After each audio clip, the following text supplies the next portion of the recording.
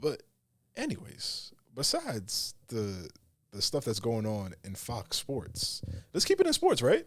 Let's go. Let's talk about WWE. My favorite. Obviously, WWE finally started their Netflix deal, and it was an amazing Monday Night Raw. I ain't gonna lie to you, it was dope. I didn't even realize you watch it. Yeah, I'm a big wrestling fan. Shut up. Yeah, I'm a big wrestling fan. My son is a big wrestling fan. My son became a big wrestling fan because my co-parent is a huge wrestling fan. She's been to like 2 or 3 WrestleManias. We all gotta go. I get tickets to the Amway, right? The seats. What do you call it? The founder seats. Why are you just not telling me this? Because I never had anybody to take. Yeah, me, man, so. I'm a huge fan of WWE. Yeah, when Raw SmackDown comes, we can go. I fell out of my love with WWE around the PG era. Mm-hmm. This is like when I was in high school, whatever. But I remember when I fell back in love with WWE, this is like 2014, 2013 time frame. Mm-hmm. A good friend of mine, shout outs to Avery, nothing but love, my guy. By the way, congratulations on your announcement that you guys are expecting. Congratulations to you and your wife. Congratulations. But Avery took me to WWE. A friend of his from his church group actually was a music producer for Jillian Michaels back in the day. Oh. So I got to meet Jillian. I still got the picture on my phone. Wait, she really did music? Yeah. Get out of here. Yeah, I got to meet Jillian Michaels backstage. Took a picture with her. It was dope. Did she have the mole on her face? I don't remember. It was a skit, but it wasn't real. Yeah, but I know, but okay, so that's cool. I like that. That's cool, man. I knew I liked you. But believe it or not, before we get into WWE stuff, you won't believe who my favorite wrestler was growing up. Who? Because I was a huge fan of Generation X. So you like Triple H and Shawn Michaels or Mr. Ass? Nah, nigga, I was a fan of Road Dogg, Jesse James, boy. Okay. I was a huge fan of Road Dogg. Oh, you didn't know? Yeah. Your ass better call somebody. Yo, that was my shit. Okay. That was my shit. I used to get in trouble. Everyone, like everybody else, got in trouble for, suck it, yeah, doing that shit in school. Chop. Yeah. I ain't gonna lie. My dad stopped me from watching WWE when I got in trouble in school doing that. I kid you not.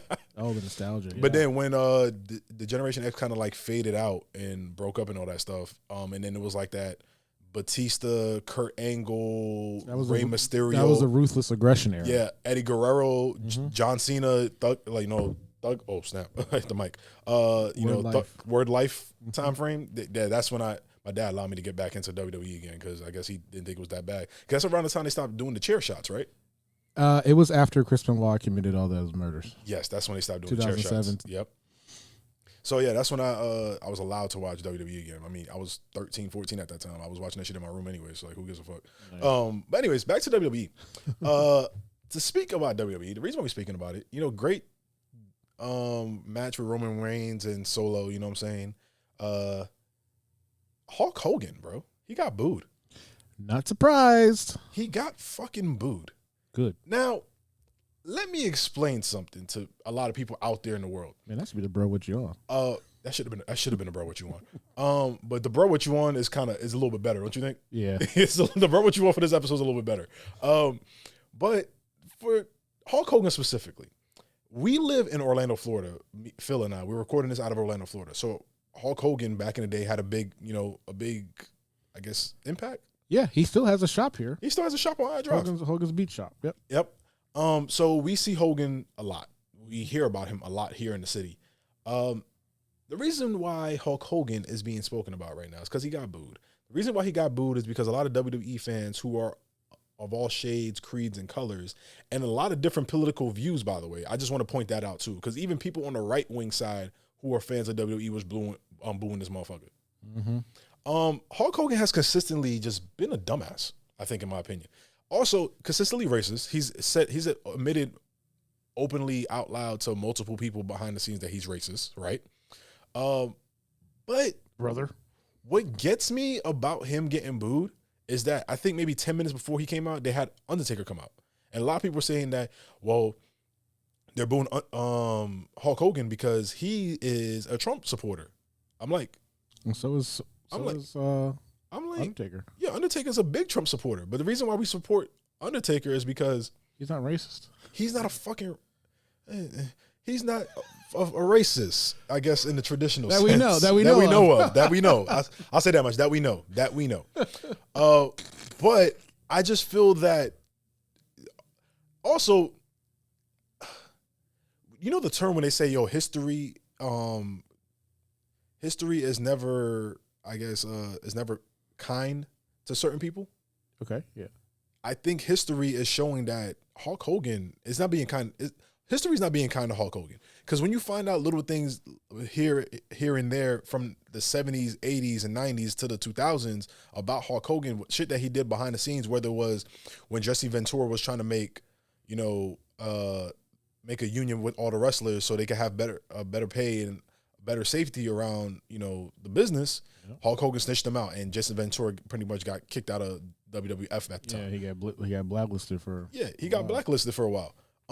Little shit like that, and it just adds up to the point where he didn't want to put people over. The bullshit that he did in WCW that pretty much made WCW tank.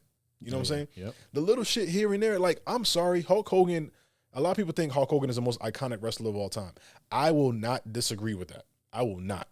I'm gonna be real with you. I think the wrestling Mount Rushmore is Rock, Stone Cold Steve Austin, Hulk Hogan, Undertaker.